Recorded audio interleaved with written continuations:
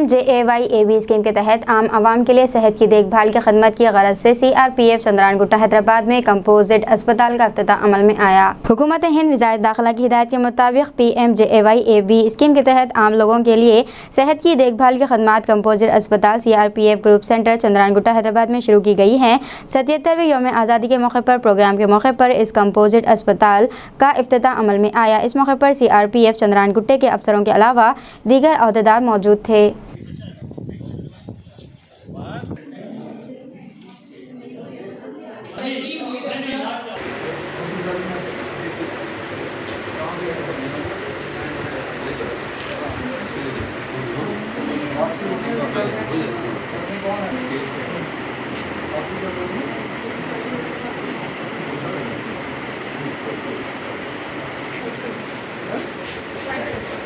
Typhoid हुआ कैसे हो गया?